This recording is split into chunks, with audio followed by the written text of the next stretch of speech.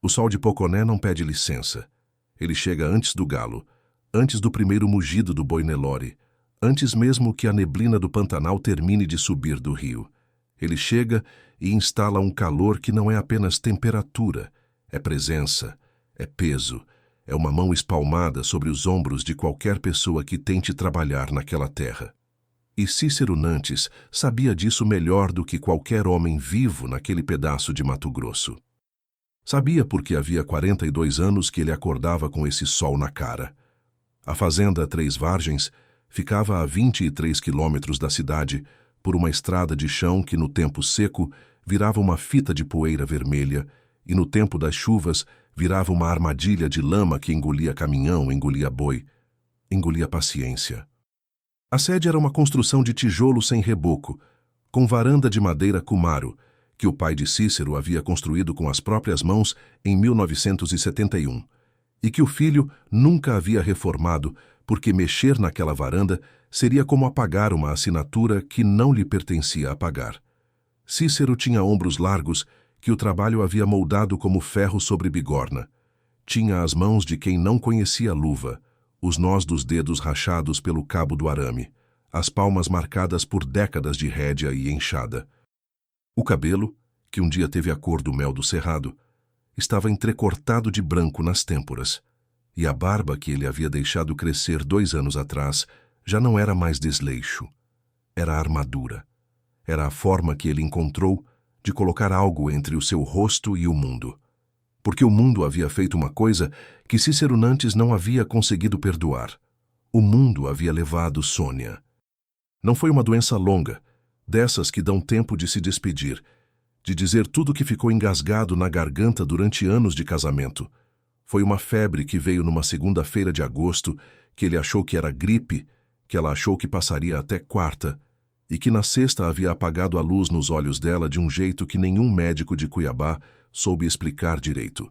Encefalite, disseram, uma palavra feia para uma coisa mais feia ainda. E Cícero voltou para a fazenda com uma caixinha de madeira que pesava mais do que qualquer fardo que ele havia carregado na vida, e enterrou Sônia debaixo do ipê que ela mesma havia plantado no ano em que chegou para a Três Vargens como noiva. Isso foi há 3 anos. Desde então a fazenda funcionava. O gado era cuidado, o pasto era manejado, o arame era esticado quando arrebentava. Mas era uma fazenda que funcionava sem alma, da mesma forma que um coração pode bater sem que a pessoa esteja verdadeiramente viva. O peão Toninho cuidava das tarefas mais braçais, vinha 3 vezes por semana de moto da vila mais próxima, e saía sem muita conversa, porque aprendera cedo que o patrão não queria conversa. A cozinha estava vazia há 2 anos, desde que a velha Benedita havia se aposentado para morar com a filha em Várzea Grande. E Cícero havia sobrevivido desde então com farinha de mandioca, carne seca, que ele mesmo preparava, e um café que ninguém no mundo, em sã consciência, poderia chamar de café. Foi numa terça-feira de maio que a vida de Cícero Nantes deu a primeira trincada. Ele ouvia o caminhão antes de vê-lo, porque era aquele tipo de manhã em que o ar parado do Pantanal carrega o som longe demais, e o ronco do motor diesel chegou pelo menos 2 minutos antes do caminhão aparecer na curva da estrada.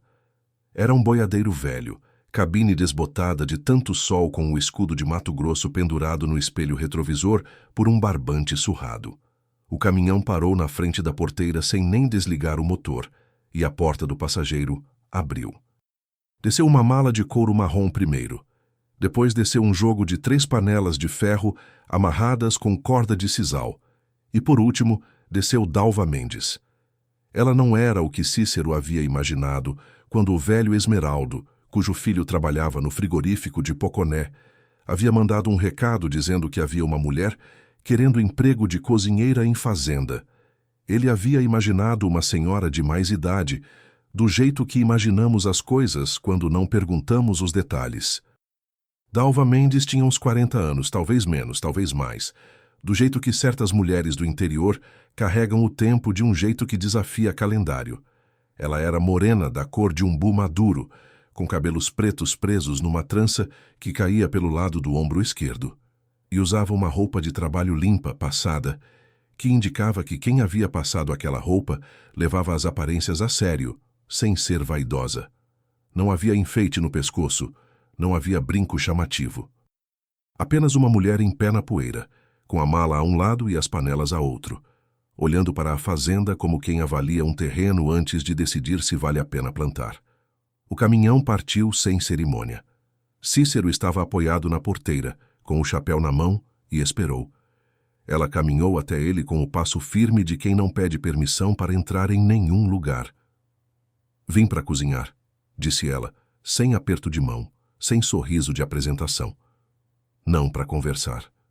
Cícero olhou para ela por um tempo que seria descortês em qualquer cidade, mas que no Pantanal é apenas o jeito de medir a pessoa. O fogão é ali, disse ele, apontando para a sede com o queixo. O silêncio é por minha conta. Ela pegou a mala e as panelas e caminhou para dentro como se já soubesse o caminho. Cícero ficou olhando para a estrada por onde o caminhão havia sumido e sentiu uma coisa estranha no peito. Não era alegria, não era esperança. Era apenas o incômodo de quem havia ficado acostumado com o silêncio total e, de repente, descobre que o silêncio vai ter que dividir espaço. Dalva Mendes passou o resto daquele dia em silêncio absoluto, como havia prometido.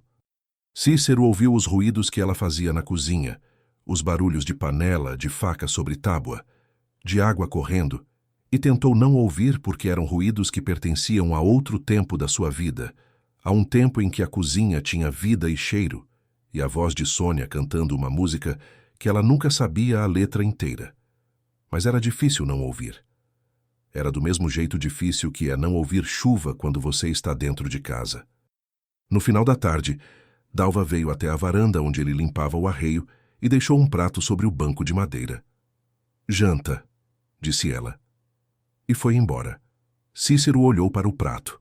Era arroz, feijão tropeiro com linguiça e torresmo e uma salada de jiló com vinagre que ela havia encontrado no quintal atrás da sede.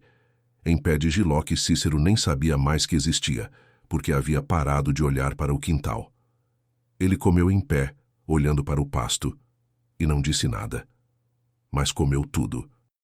Na manhã seguinte, ele acordou com um cheiro que havia atravessado a parede do seu quarto e o puxado para fora do sono melhor do que qualquer despertador. Era café. Não o café ralo e amargo que ele fazia há 2 anos, aquela coisa triste que era mais quase água do que café. Era café de verdade, coado no pano de algodão que ela havia tirado de dentro da mala, perfumado com uma rama de canela que ela havia encontrado em alguma gaveta esquecida da cozinha. O cheiro era tão forte e tão honesto que Cícero parou na porta da cozinha por um segundo inteiro antes de entrar. Dalva estava de costas, mexendo uma frigideira. Sobre a mesa havia arroz carreteiro com pedaços de carne seca e ovo estrelado em cima, uma tigela de mandioca cozida no ponto exato e uma cestinha com pão de queijo que ela havia feito ainda de madrugada, quando o forno de barro da fazenda ainda guardava o calor de carvão que ela havia acendido sem perguntar onde estava o carvão. "Quebra torto", disse ela sem virar. "Serve o senhor mesmo, eu já comi." Cícero se serviu, sentou, comeu. Não disse nada, mas também não levantou até o prato estar completamente limpo, e quando foi para o pasto naquele dia, havia qualquer coisa diferente no jeito que ele andou até o curral. Não era felicidade. Era apenas uma pessoa que tinha comido de verdade pela primeira vez em muito tempo e que o corpo inteiro reconhecia isso antes que a cabeça tivesse coragem de admitir. Os dias na Três Vargens foram se organizando em torno dos ritmos que Dalva estabeleceu, sem pedir autorização para isso. Ela acordava antes do sol, o que Cícero descobriu porque passou a acordar um pouco antes também, sem entender por quê, e ficava ouvindo os barulhos da cozinha do seu quarto. Ela varria o terreiro todos os dias, o que ninguém havia feito em 2 anos, e a diferença era visível porque a poeira avermelhada havia tomado conta do espaço de uma forma que ele havia deixado de ver de tanto olhar. Ela plantou coentro e cebolinha num canteiro de lata que ela mesma fez com latinhas velhas de goiabada que achou no galpão. Ela lavava as roupas dela e lavava também as roupas de trabalho de Cícero, que iam aparecendo na beira do tanque, sem comentário, sem cerimônia. Cícero, por sua parte, fazia de tudo para não ter que falar. Deixava o dinheiro da semana dentro de um envelope de papel pardo na beira da pia, na segunda-feira de manhã, sem contato, sem instrução. Ela comprava o que precisava quando o caminhão do mercado de Poconé passava pela estrada na quarta-feira, e sempre havia troco dentro do envelope de volta, acompanhado de um pedaço de papel com o que havia sido gasto escrito em letra miúda e redonda. Cícero guardava esses papéis sem saber por quê. A culinária de Dalva tinha uma característica que ele levou algumas semanas para conseguir nomear. Ela cozinhava como quem conta uma história. Não era apenas que a comida era boa, embora fosse, com a naturalidade das mãos, que aprenderam a cozinhar com quem sabia, passado de avó para mãe para filha sem livro de receita nenhum. Era que cada prato tinha uma intenção que ia além da fome. A galinha caipira que ela fez na primeira chuva do inverno, ensopada com chuchu e quiabo, tinha o jeito de abraço. O peixe que ela preparou na primeira sexta-feira do mês, quando Toninho chegou com um pacu enorme que havia pescado no rio Cuiabá antes de vir trabalhar, esse peixe foi assado na brasa com uma farofa de banana da terra frita na manteiga e cortada em rodelas, com alho, sal grosso e pimenta do reino. Cícero havia chegado da lida com o gado naquele dia de mau humor, porque um dos bezerros havia forçado a cerca, e ele havia passado o dia todo fechando o buraco sob um sol que parecia raiva, com Toninho pouco ajudando e muito reclamando. Ele foi ao tanque, se lavou, foi até a mesa sem apetite apenas por hábito. O cheiro do pacu o parou antes da cadeira. Era um cheiro que ele havia esquecido que existia. A banana frita na manteiga, dourada, perfumando a cozinha inteira com aquela doçura que não é açúcar, que é a doçura dos ingredientes simples que encontram o calor certo. A pele do peixe crocante. A farofa ainda quente. Ele sentou. Ele colocou o garfo no peixe, e quando aquele primeiro pedaço entrou na boca, Cícero Nantes fechou os olhos. Dalva estava de costas, arrumando a pia, e não viu. Mas ele fechou os olhos, e ficou por um segundo inteiro naquele lugar que é entre a boca e a memória, onde a comida não é mais comida, é tudo o que a comida representa. Era Sônia no começo do casamento, fazendo peixe do mesmo jeito, com as mãos ágeis e o jeito alegre que ela tinha de cozinhar como se fosse dançando. Era uma tarde de domingo, em que os dois haviam ido pescar no rio mais próximo, e ela havia preparado a pesca ali mesmo, no barranco, numa frigideira velha em cima de uma fogueira improvisada. Era o gosto de estar vivo. A lágrima desceu pelo canto do rosto antes que ele pudesse impedir. Ele passou as costas da mão nela de um jeito que pareceu apenas limpar o suor, e engoliu o resto da emoção junto com o próximo garfado. Dalva não virou. Ou se virou, foi rápido demais para ele perceber. Mas naquela noite, quando a fazenda havia esfriado e os sapos cantavam do lado de fora, com aquela exuberância que só o Pantanal tem, Cícero ficou na varanda por mais tempo do que o habitual, olhando para o ipê que Sônia havia plantado, que naquela época do ano estava sem flor, apenas galhos escuros contra o céu cheio de estrelas, e pela primeira vez em muito tempo, ele não sentiu raiva quando olhou para aquela árvore. Sentiu apenas saudade, que é uma coisa diferente, mais limpa. Dalva Mendes não falava sobre si mesma. Isso Cícero havia notado desde o começo, porque há um jeito que as pessoas têm de preencher os silêncios com detalhes da própria vida, o filho que está crescendo, o marido que trabalha longe, a cidade em que nasceu, e Dalva simplesmente não fazia isso. Ela não era rude. Quando havia necessidade de conversa, ela conversava com eficiência e clareza, mas não havia em ela nenhum impulso de se explicar para ninguém. Cícero reconhecia isso porque ele mesmo havia adquirido o hábito. O que ele sabia sobre Dalva Mendes era o que ele havia deduzido, não o que lhe havia sido contado. Sabia que ela era de Cuiabá, porque Esmeraldo havia dito isso.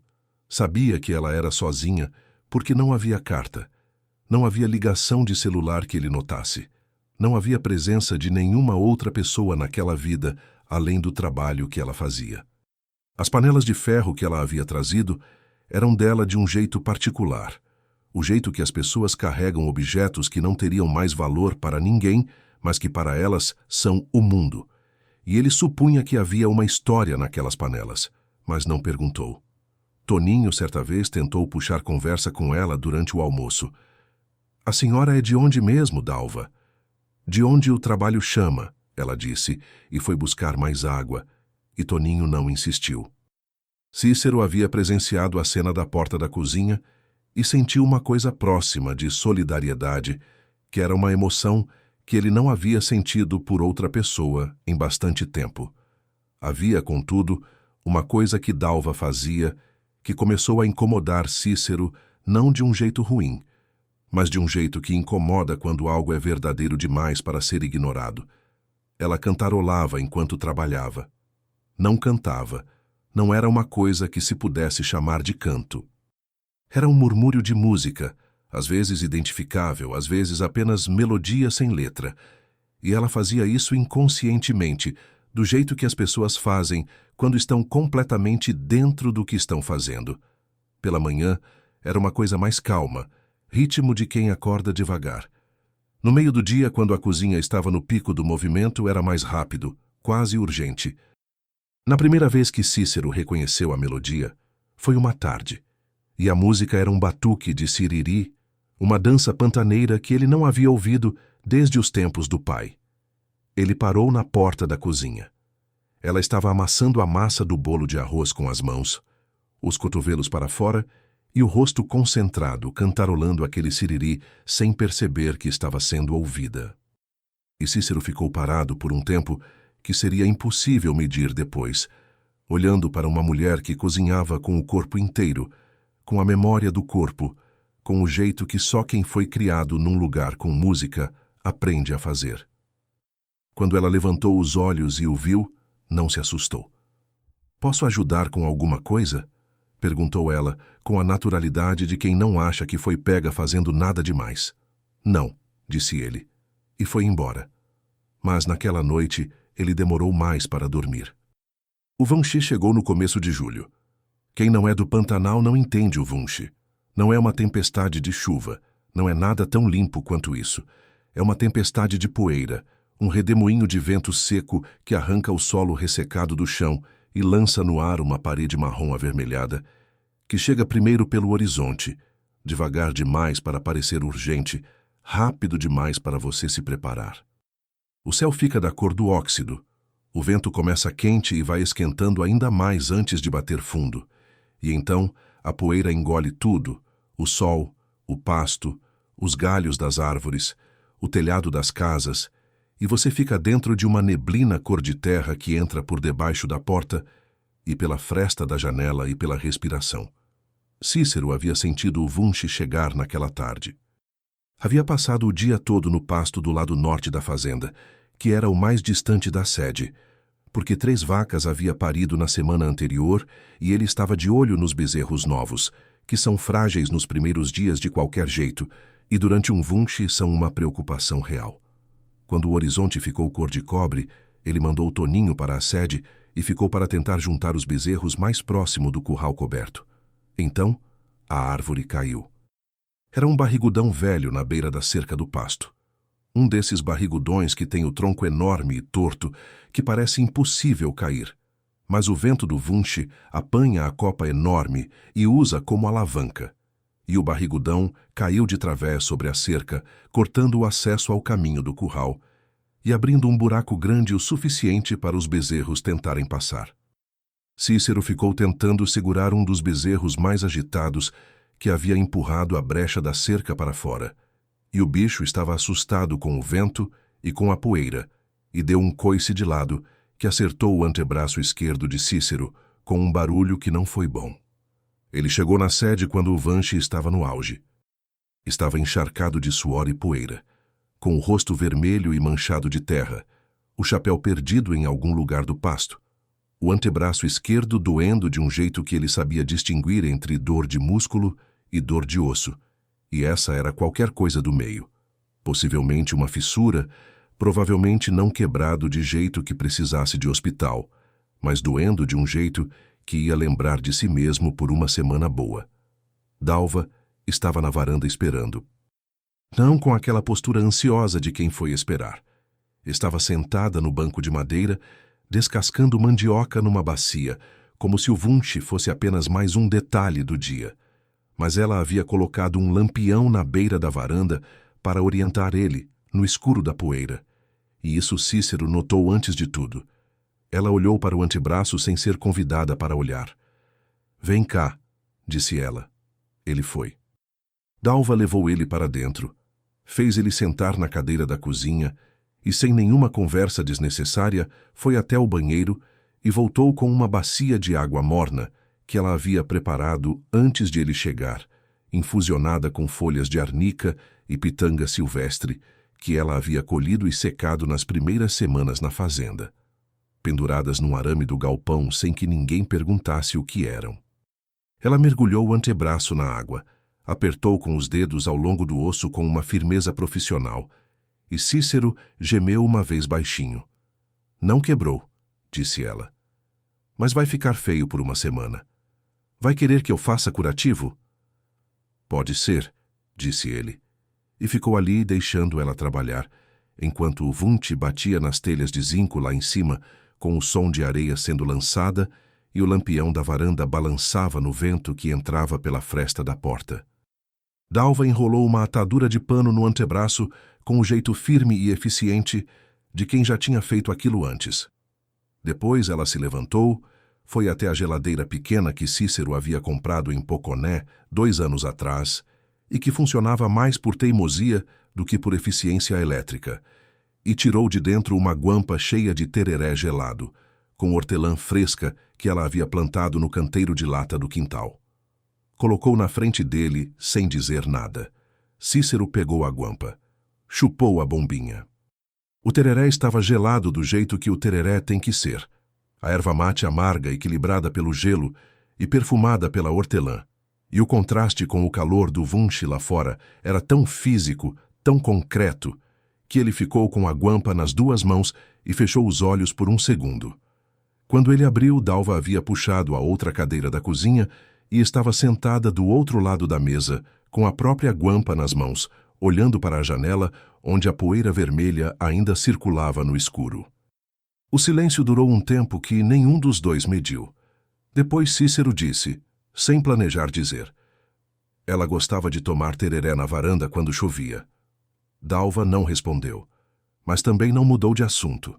Ficou ouvindo do jeito que certas pessoas sabem ouvir, com o corpo inteiro, com a presença inteira. "Ficávamos na varanda até a chuva terminar", continuou ele, com a voz do jeito que acontece quando uma voz está enferrujada de não usar. Ela tinha um jeito de silenciar que era diferente do meu. O meu silêncio sempre foi um pouco fechado. O dela era aberto, como se o silêncio dela fosse uma janela e o meu fosse uma porta trancada. Dalva deu um pequeno sorriso que ele viu de canto de olho. "Ela tinha nome?" perguntou ela. "Sônia. Bonito nome."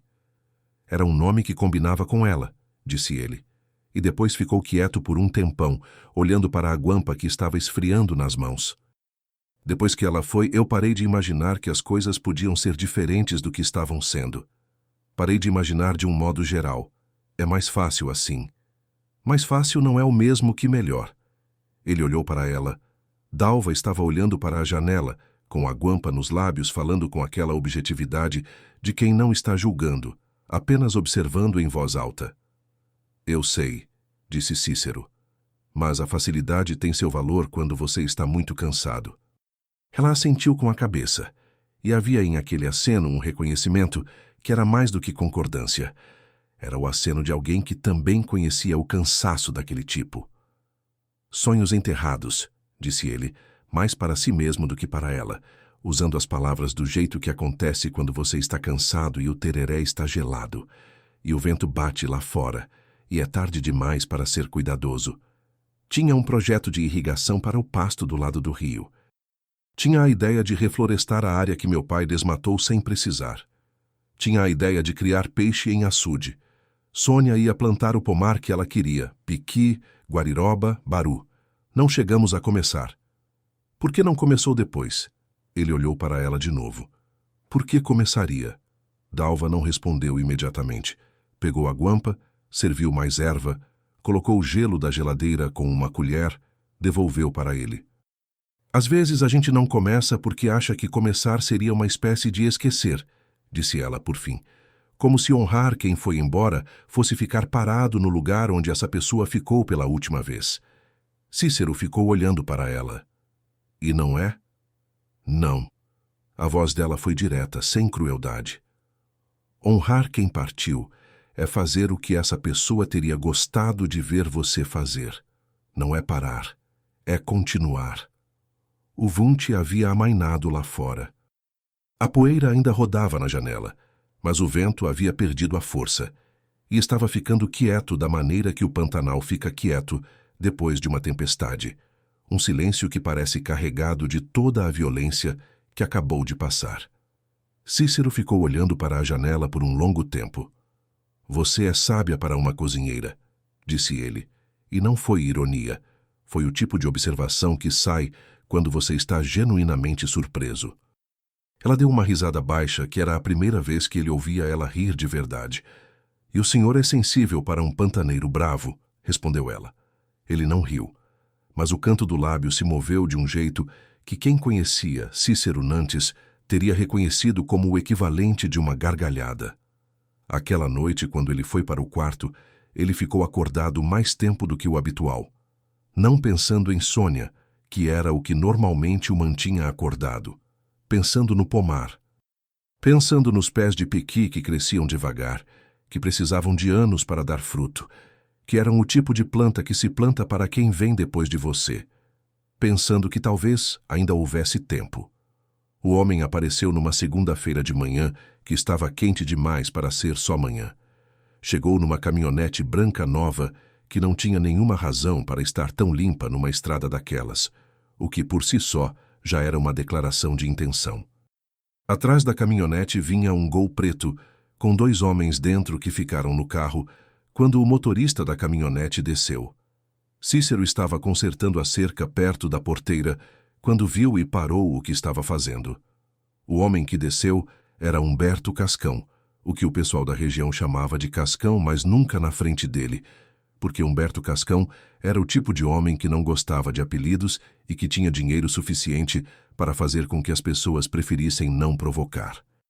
Ele tinha uns 50 e poucos anos, barriga projetada sobre o cinto, chapéu de palha caro, camisa social de manga comprida aberta 2 botões e o jeito de andar de quem está acostumado a chegar em qualquer lugar esperando que o lugar se organize em torno de si. Era dono da fazenda Boa Esperança, que fazia divisa com a 3 Vargens pelo lado do rio. Havia 5 anos que Cascão e Cícero trocavam apenas o inevitável, que era pouco. Nante, disse Cascão parando a 2 metros, sem estender a mão. Cascão, disse Cícero, sem largar o arame, vim te fazer uma visita de negócio. Cascão tirou debaixo do braço uma pasta de couro e abriu. Você sabe que a sua área do lado do rio está improdutiva há 3 temporadas. Tenho aqui um laudo técnico da Secretaria de Agricultura e um parecer do INCRA dizendo que terra pantaneira que não cumpre função produtiva pode ser sujeita à reclassificação de uso. Ele virou a pasta para Cícero. Eu tenho interesse em adquirir essa área específica. 8 hectares, faço uma oferta justa. Cícero olhou para os papéis sem pegar. A 3 Vargens não está à venda, disse ele. Não estou falando da 3 Vargens toda. Estou falando de 8 hectares que você não usa e que... A 3 Vargens não está à venda, repetiu Cícero. Nem toda, nem em pedaço. Cascão fechou a pasta com um jeito que indicava que ele havia esperado essa resposta e já tinha a próxima pronta. Nante, você tem dívida com o Banco de Cuiabá. Eu sei disso. Todo mundo sabe. A terra improdutiva vai ser usada como argumento para rever o financiamento. Eu estou te oferecendo uma saída limpa antes do processo ficar feio. Cícero colocou o alicate de arame no chão com um cuidado que foi ameaçador de um jeito diferente de raiva. Você pode pegar seus papéis, disse ele, e levar de volta para onde vieram. Cascão olhou para ele por um segundo, depois olhou para a sede da fazenda com um jeito calculado. Vou deixar o contato do meu advogado, disse ele. Quando você pensar melhor, é só ligar. Pode guardar o contato, disse Cícero. Cascão voltou para a caminhonete, devagar, sem pressa, do jeito que as pessoas andam quando querem deixar claro que a pressa é sua e não delas. O Gol Preto acompanhou. Cícero ficou olhando para a poeira que a caminhonete levantou na estrada até sumir na curva. Quando ele chegou na cozinha para o almoço, estava com aquele silêncio específico que Dalva já havia aprendido a reconhecer como diferente do silêncio habitual, que era problema de gado ou de cerca, não a coisa mais pesada que estava ali agora. Ela não perguntou enquanto servia o prato. Foi só depois, quando ele havia comido metade sem provar nada, que ela disse: quem era o homem da caminhonete? Um vizinho com apetite maior do que a propriedade dele. Ela ficou quieta. Ele trouxe papéis, continuou Cícero, porque o assunto era grande demais para ser contido pelo orgulho. Um laudo técnico e uma coisa do INCRA. Diz que a área do rio é improdutiva. Dalva colocou a colher de pau sobre a beira da panela. Posso ver os papéis? Cícero olhou para ela. Para quê? Trabalhei em cartório por 5 anos em Cuiabá, disse ela simplesmente. Sei reconhecer documento de verdade. Havia algo na forma como ela disse isso. Não orgulho, apenas fato, mas um fato colocado com uma precisão que fez Cícero se lembrar de que não sabia quase nada sobre essa mulher, e que o pouco que ela havia revelado sempre havia sido revelado quando havia necessidade, nunca antes. 5 anos de cartório, em Cuiabá. Isso explicava a letra miúda e organizada dos recibos de compra. Isso explicava o jeito que ela olhava para as coisas, como se estivesse lendo o que estava atrás delas. Os papéis ficaram com Cascão, disse Cícero. Não aceitei. Mas ele vai voltar com eles, e quando voltar eu quero ver. Ela disse isso com uma firmeza que não era bravata.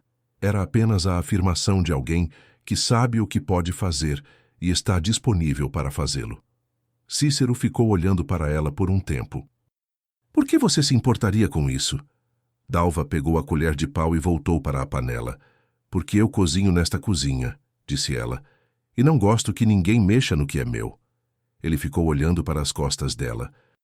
E ali, pela primeira vez desde que Sônia havia morrido, Cícero Nantes sentiu alguma coisa que era próxima de gratidão. Não a gratidão do solitário pelo calor humano, mas a gratidão mais específica e mais rara de quem reconhece que não está mais completamente sozinho em alguma coisa que importa. Esse é o fim da primeira metade da história. Deseja que eu continue com a segunda metade? Nela entram a revelação do passado de Dalva em Cuiabá, o confronto com Cascão e os documentos falsificados, o momento em que Dalva se coloca à frente de Cícero diante dos jagunços, a virada emocional dos dois e o desfecho com o IP florido e a escritura escrita à mão. Serão mais aproximadamente 6.000 palavras para completar as 12.000. Cascão voltou na quinta-feira seguinte, dessa vez sem o Gol Preto. Dessa vez com 3 homens que desceram da caminhonete com aquele jeito específico de homens que são pagos para existir como intimidação, não para fazer nada em particular, apenas para estar presentes do jeito que uma tempestade está presente antes de desabar. Eram homens de chapéu e bota que não tinham o desgaste de quem trabalha de chapéu e bota, o que era a diferença entre o homem do campo e o homem que o campo usa como figurino. Cícero os viu chegando da varanda. Estava sentado com o café da manhã ainda na mão, um sábado que havia prometido ser dia de reparo no galpão, e ficou parado assistindo a caminhonete entrar pela porteira que ele havia deixado aberta para Toninho, que estava para chegar. Toninho não havia chegado ainda. Cascão desceu com a pasta de couro de novo, mas dessa vez carregava algo a mais. Uma expressão de quem decidiu que a conversa da semana passada havia sido a última que estava disposto a ter no tom que havia sido. Nantes, disse ele parando na base dos degraus da varanda. Trouxe os documentos para você assinar. Você pode voltar pelo mesmo caminho que veio, disse Cícero. O senhor nem leu. Não preciso ler o que não me interessa. Cascão abriu a pasta e subiu os 2 degraus da varanda sem ser convidado, o que era uma declaração e colocou os papéis sobre o banco de madeira ao lado de Cícero. Laudo técnico da secretaria. Parecer do INCRA. Notificação do banco sobre revisão do financiamento. Proposta de compra pelos 8 hectares com valor de mercado justo. Ele bateu o dedo sobre a pilha de papéis. É simples, Nante. O banco vai rediscutir seu crédito de qualquer jeito. Eu estou oferecendo uma saída limpa. Cícero olhou para os papéis sem tocá-los. Foi então que a porta da sede abriu.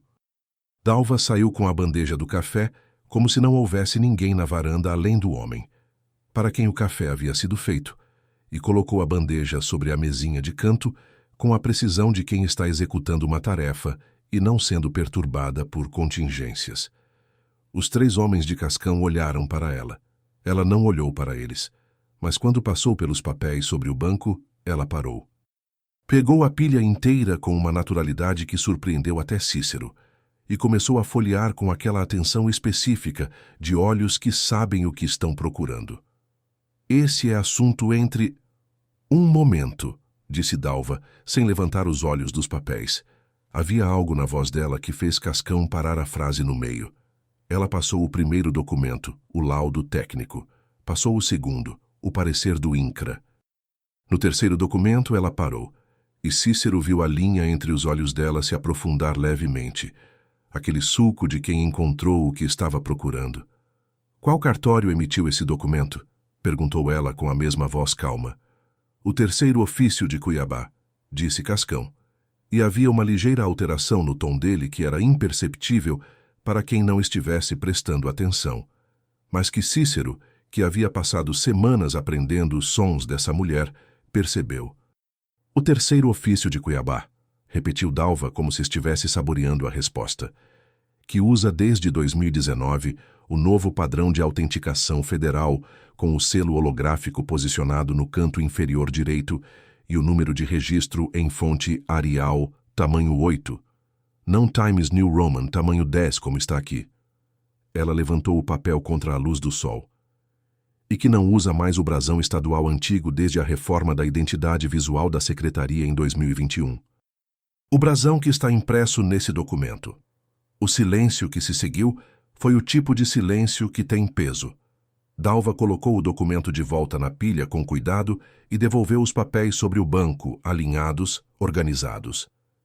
Esses documentos são falsificados, disse ela, com a objetividade de quem está descrevendo o tempo lá fora.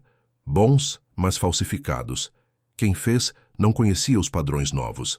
Ela olhou para Cascão pela primeira vez desde que havia saído da sede. O que significa que qualquer procedimento baseado neles é nulo e que apresentar documentos falsificados a um proprietário de terra para obter assinatura de contrato é crime previsto no Código Penal, artigo 297, com pena de reclusão de 2 a 6 anos. Um dos homens de Cascão deu um passo à frente. Dalva não recuou. Ficou parada no mesmo lugar, com as mãos livres ao lado do corpo, com aquela postura de quem calculou exatamente quanto espaço está disposta a ceder e chegou ao resultado de que não é nenhum. Nessa terra, disse ela, e a voz havia ficado mais baixa de um jeito que a tornava mais audível, não menos. Não se planta injustiça, e quem colhe aqui sou eu. Cícero havia se levantado do banco quando o homem de Cascão havia dado o passo, sem pensar, apenas o movimento do corpo de quem se interpõe, mas percebeu que não havia precisado se interpor. Dalva estava à frente, não atrás, não ao lado, à frente, e havia nela uma imobilidade que era mais intimidadora do que qualquer agressividade. Cascão olhou para ela por um tempo longo, depois olhou para Cícero. Você tem advogado no interior do seu quintal, Nante, disse ele com um tom que tentava ser desdenhoso, mas que saía como reconhecimento. Tenho uma cozinheira que conhece o trabalho dela, disse Cícero. Cascão desceu os degraus, pegou os papéis da varanda sem cerimônia e foi para a caminhonete com os 3 homens atrás. Dessa vez, a poeira que a caminhonete levantou na estrada pareceu diferente para Cícero. Parecia a poeira de algo que estava indo embora de vez. Ele ficou parado olhando para a estrada por um momento, e então virou para Dalva. Ela havia pego a bandeja do café e estava indo de volta para dentro como se a cena inteira já fosse passado. Dalva. Ela parou, com a mão na maçaneta da porta. Obrigado, disse ele. Ela ficou de costas por um segundo. Depois virou o rosto o suficiente para ele ver o perfil. Eu gosto desta cozinha, disse ela. Não ia deixar ninguém mexer nela. E entrou. Cícero ficou na varanda olhando para a porta fechada, e havia no peito dele uma sensação que levou algum tempo para ele identificar porque estava fora de uso há muito tempo. Era a sensação de não estar sozinho. Não a ausência de solidão que é apenas companhia, que é calor de corpo próximo sem profundidade. Era a coisa mais específica, que é reconhecer em outra pessoa a presença de alguém que escolheu ficar do seu lado. O que aconteceu na semana seguinte foi gradual do jeito que as coisas verdadeiras são graduais.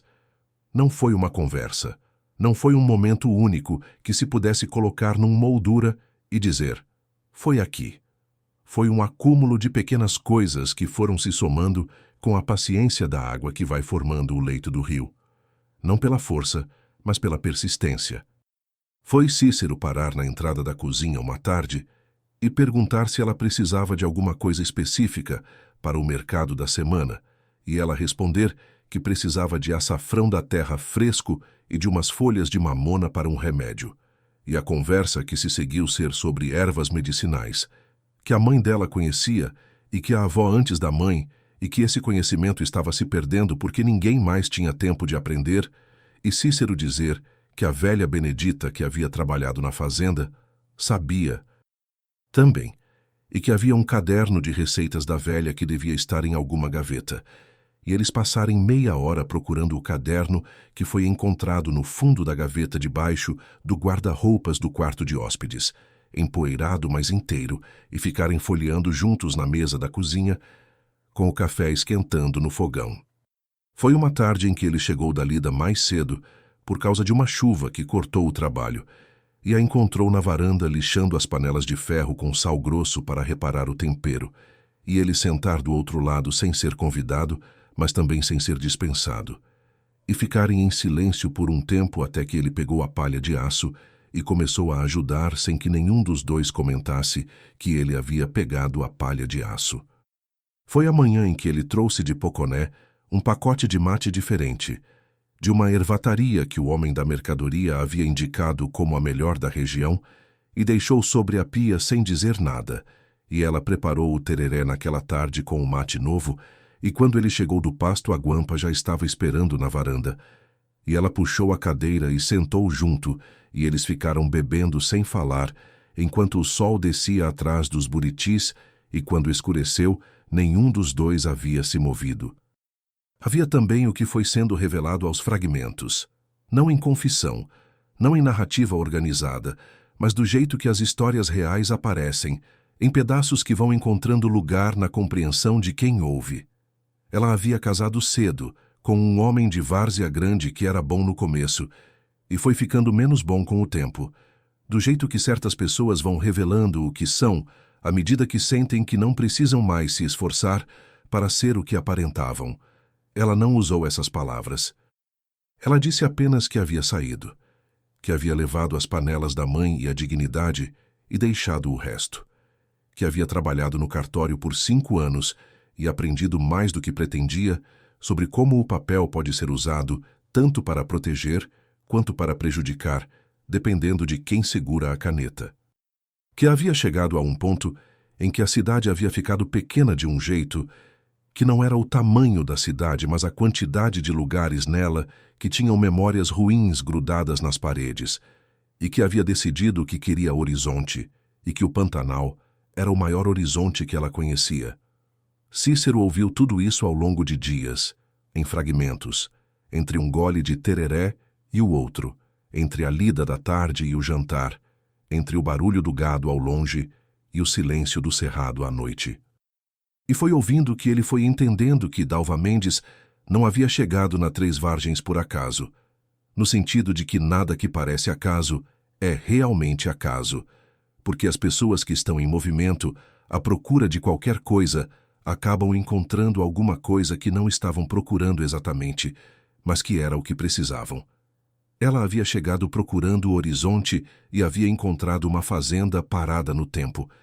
Ele havia ficado parado no tempo à espera de não sabia o quê.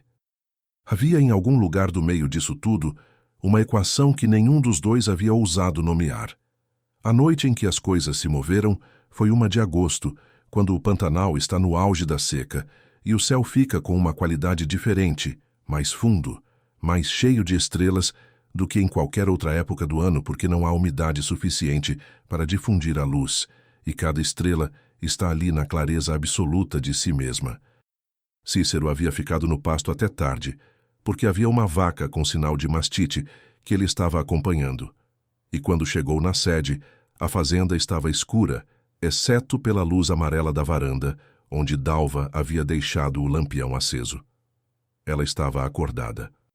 Estava na cadeira da varanda, com um livro no colo que ela havia parado de ler, porque o lampião não dava luz suficiente para a leitura e estava apenas olhando para o céu com a expressão de quem está pensando em alguma coisa que não está no céu, mas que o céu serve de fundo. Cícero subiu os degraus, foi até a cadeira de madeira do outro lado da varanda e sentou. Ficaram em silêncio. O silêncio do Pantanal à noite não é ausência de som. É a sobreposição de sons que são naturais demais para parecerem barulho, os sapos no banhado, o canto de um pássaro noturno distante, o mugido baixo de algum boi no pasto, o vento passando nas folhas dos buritis.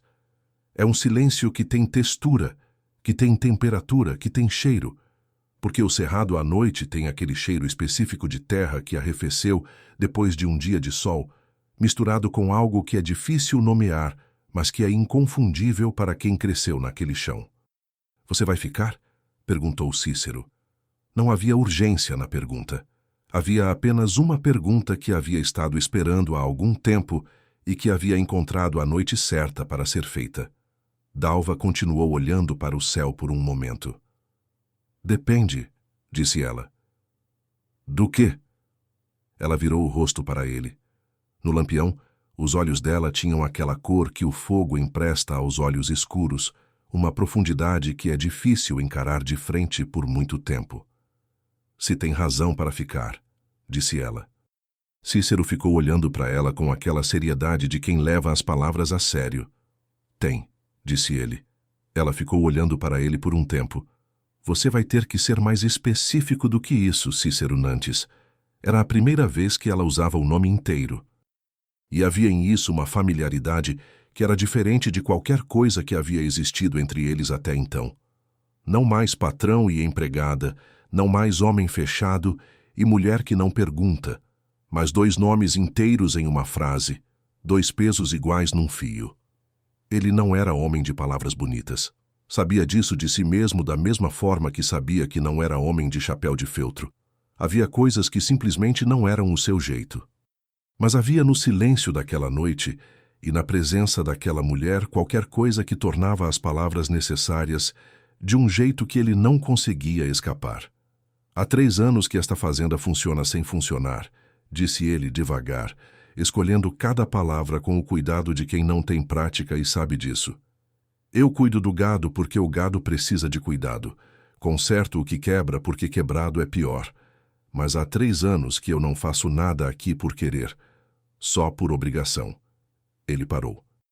Olhou para o ipê escuro contra o céu cheio de estrelas.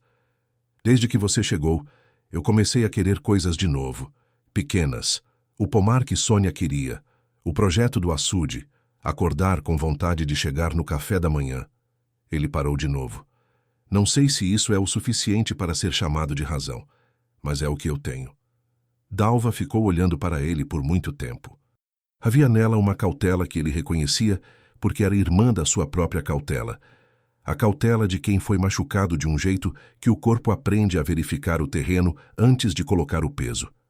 "Eu me machuquei muito ficando onde não deveria ficar", disse ela por fim. "Eu sei. E não sou boa para lugares pela metade. Se fico, fico de verdade." "Não estou oferecendo metade de nada", disse ele. Ela olhou para o ipê por um momento, e depois olhou para ele de volta, e havia no rosto dela uma expressão que era ao mesmo tempo resolução e vulnerabilidade, as duas coisas juntas, do jeito que só acontece nas pessoas que são corajosas de verdade. Então eu fico, disse ela. Não houve abraço naquele momento. Não houve o gesto dramático que as histórias costumam exigir. Houve apenas os dois na varanda, com o lampião amarelo entre eles, e o Pantanal à volta com todos os seus sons e seus cheiros, e uma pequena reorganização do universo pessoal de dois seres humanos que haviam decidido, cada um com o peso de tudo que tinham carregado até ali, que o próximo trecho do caminho seria feito junto. Às vezes, as coisas mais importantes do mundo são silenciosas assim.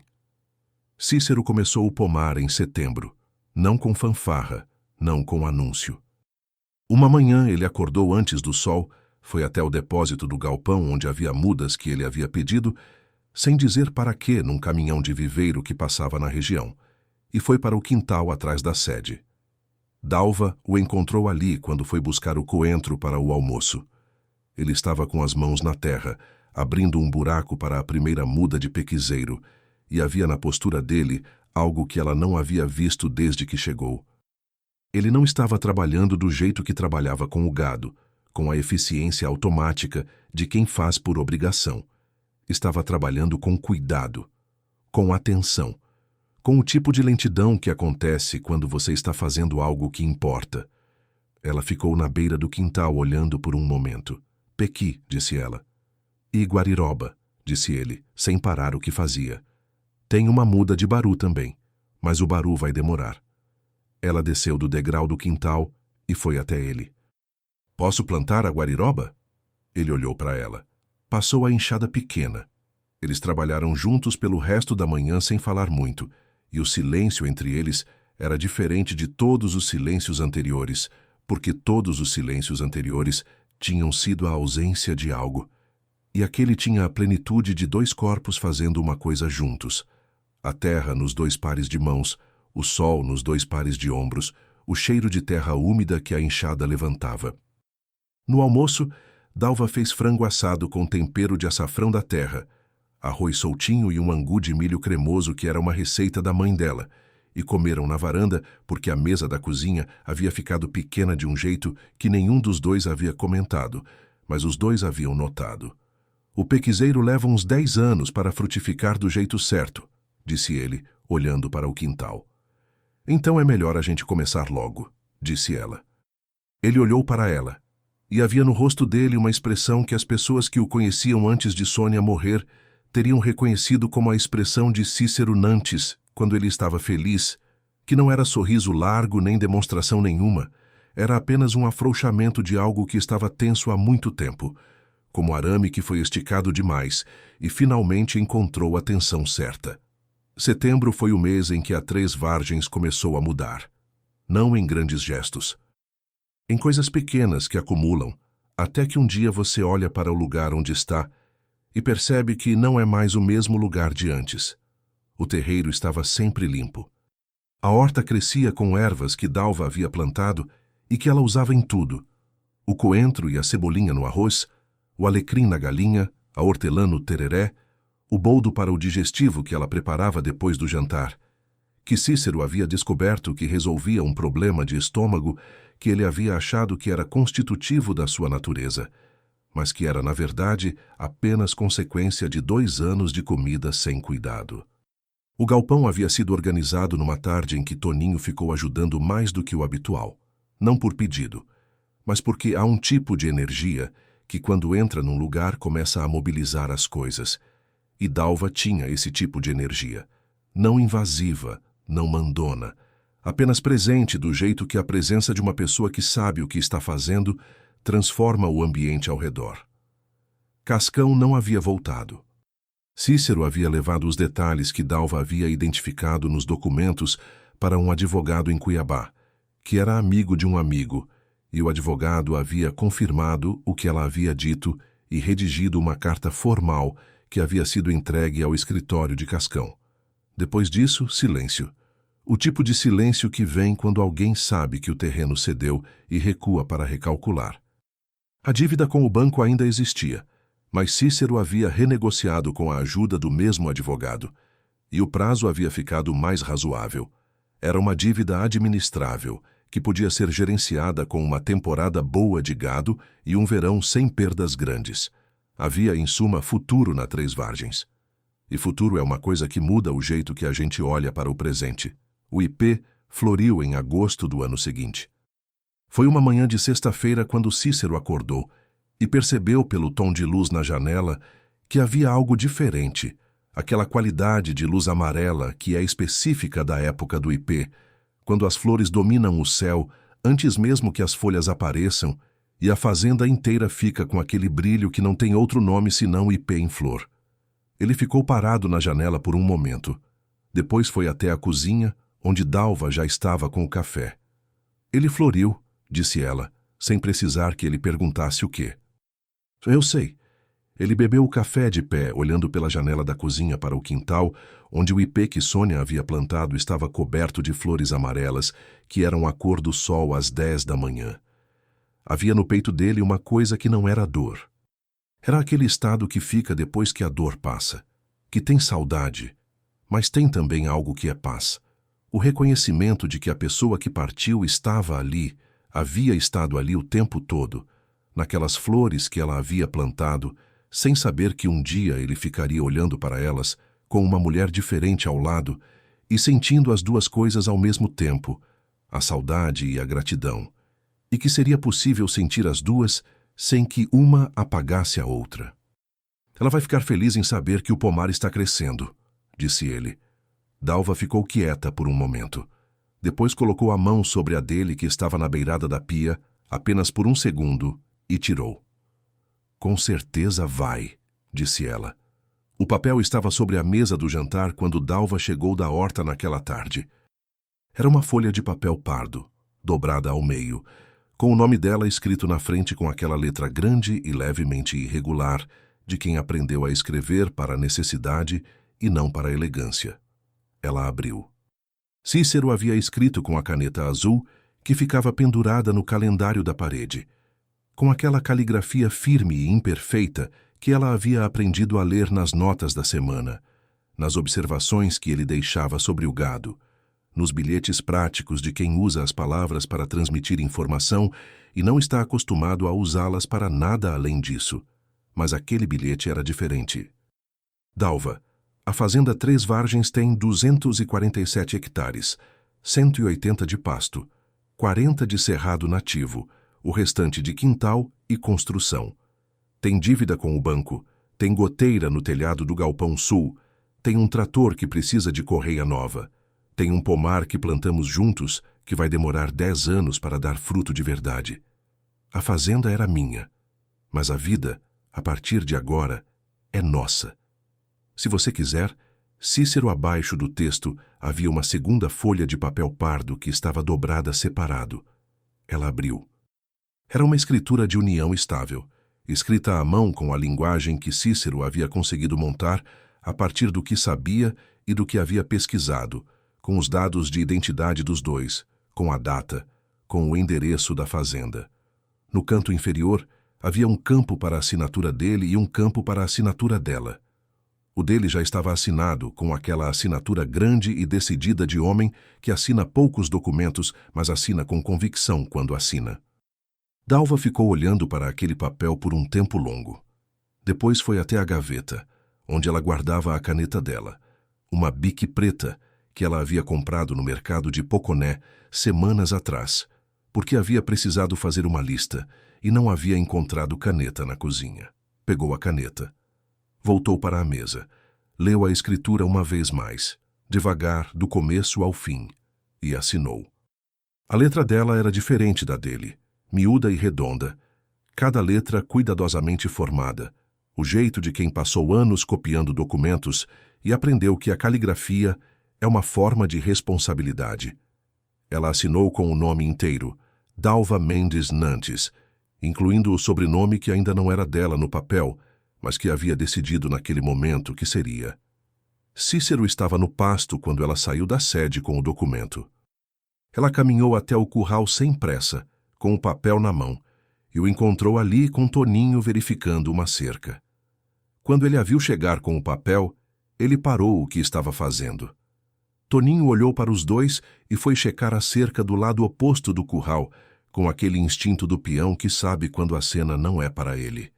Dalva entregou o papel para Cícero. Ele olhou para a assinatura dela, olhou para o nome que ela havia escrito. Ficou parado por um tempo com o papel nas mãos, e havia nele aquela imobilidade que acontece quando algo grande chega e o corpo precisa de um momento para processar antes de poder se mover. Depois ele dobrou o papel com cuidado, colocou no bolso da camisa, sobre o coração, e olhou para ela. "Obrigado", disse ele. E não era só pela assinatura. Era pelo café da manhã na primeira terça-feira, pelo peixe assado que havia feito ele chorar sem perceber, pelo tereré gelado depois do vunche, por ter ficado de pé diante de Cascão quando ele havia ficado parado, pelo quintal de ervas, pelo canto de siriri na cozinha, por cada uma das pequenas coisas que haviam ido sendo depositadas no lugar onde havia estado apenas poeira. Dalva assentiu com a cabeça, com aquele jeito dela que não precisava de palavra quando o gesto bastava. "A goteira do galpão sul", disse ela. "Eu vi uma telha levantada, antes que chova." "Amanhã cedo", disse ele. E ela foi de volta para a sede, e ele ficou olhando para ela ir. E havia no céu acima da Três Vargens uma qualidade de luz que é difícil descrever para quem não está no Pantanal naquele exato tipo de tarde, quando o sol de agosto está baixo e dourado e bate de lado nas flores do ipê, e faz a fazenda inteira parecer que está sendo pintada por alguém que tem tempo e cuidado e não tem pressa de terminar. Meses depois, numa tarde de domingo que o cheiro de bolo de arroz havia atravessado o quintal e chegado até o curral, onde Cícero organizava as fichas do gado, ele parou com a caneta na mão e ficou ouvindo. Dalva estava cantarolando na cozinha. O siriri de novo, aquela melodia pantaneira que vai e volta, que tem o ritmo do Pantanal na cadência, e que Cícero havia aprendido a reconhecer como o som que a fazenda fazia quando estava bem. Toninho apareceu na porta do curral. "Patrão, a cerca do pasto 2 arrebentou de novo." "A gente vai amanhã de manhã", disse Cícero sem tirar os olhos do caderno de fichas. "E o senhor não vai lá ver hoje?" "Hoje não." Toninho olhou para ele com aquela expressão de quem nota que o patrão está diferente, mas não consegue exatamente nomear o quê. E foi embora, sem entender que o que havia mudado era simplesmente isso. Que Cícero Nantes havia parado de colocar o trabalho no lugar onde antes havia vida, e havia começado a colocar a vida no lugar onde ela sempre havia pertencido, que era acima de todo o resto, iluminando até a cerca quebrada do pasto 2, com uma luz que tornava tudo gerenciável, tudo possível, tudo. Parte de um dia que tinha bolo de arroz no fim. Ele fechou o caderno, pendurou a caneta e foi para a cozinha. O bolo estava sobre a pia, ainda na forma, perfumando o cômodo inteiro com aquele cheiro de coco ralado e calda de leite, que é o cheiro de domingo no interior de Mato Grosso. Dalva estava lavando a louça de costas, ainda cantarolando, e não ouviu ele entrar. Cícero foi até a geladeira, tirou 2 guampas de tereré que ela havia preparado mais cedo com ervas frescas do canteiro e colocou uma sobre a bancada ao lado dela. Ela parou de cantarolar, olhou para a guampa e sorriu. Era um sorriso pequeno, do jeito que os sorrisos dela eram, sem exibição, mas que quando aparecia tinha a qualidade de algo que foi guardado com cuidado e está sendo dado com intenção. "O pomar?" perguntou ela. "Fui ver antes de vir para cá. A guariroba está pegando bem. O baru está crescendo." 10 anos, disse ela. 10 anos, concordou ele. Ela pegou a guampa. Ele pegou a dele. Foram para a varanda. O sol estava descendo atrás dos buritis, aquele sol de agosto que pinta o horizonte do Pantanal de laranja e roxo com uma generosidade que parece excesso, mas que é apenas o Pantanal sendo o Pantanal, que não conhece meio termo na beleza. Os ipês amarelos do quintal estavam no auge da floração, e as flores caídas haviam formado um tapete amarelo ao redor da base da árvore que Sônia havia plantado, que ficava ali como uma coisa que pertence ao passado e ao presente ao mesmo tempo, sem contradição. Cícero e Dalva Nante sentaram na varanda de madeira cumaru, que o pai de Cícero havia construído em 1971, com as guampas nas mãos e o Pantanal à frente, e ficaram ali enquanto o sol descia e as sombras cresciam, e a Três Vargens ia escurecendo com aquela graciosidade lenta que as fazendas têm quando o dia acaba bem. O tereré estava gelado. A vida era deles.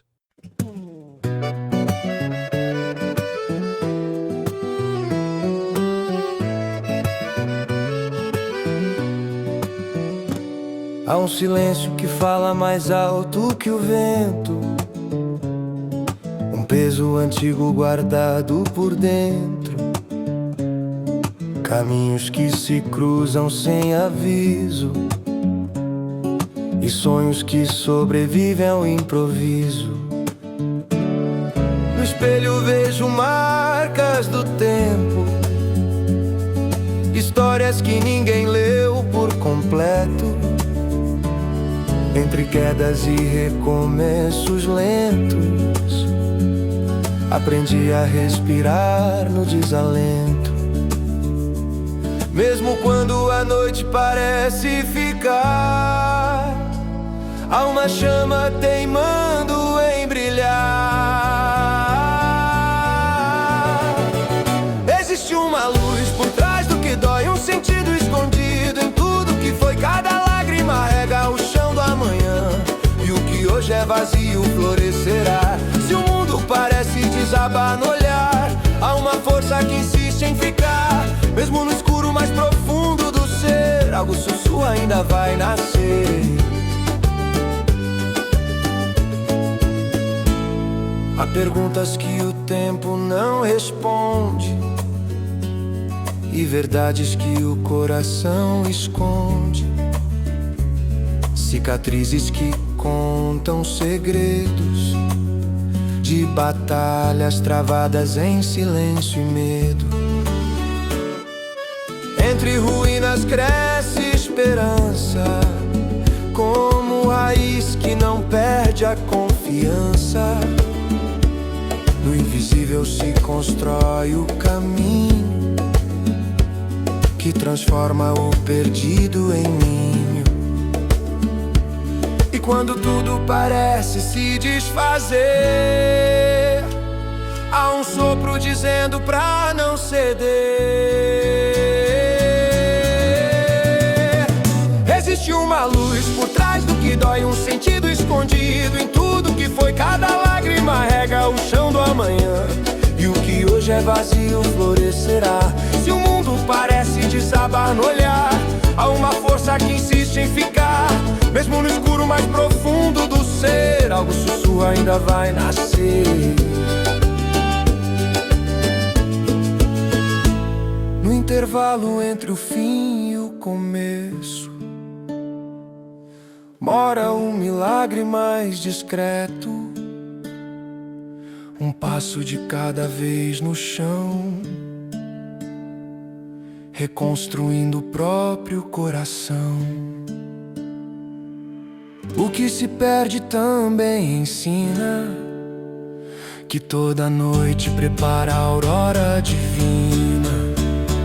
Existe uma luz por trás do que dói, um propósito vivo em tudo que foi. Mesmo ferido, o espírito se refaz e descobre uma paz que ninguém desfaz. Quando o silêncio voltar a falar, deixa a esperança te guiar, pois no lugar onde tudo parece morrer é onde a vida aprende a renascer.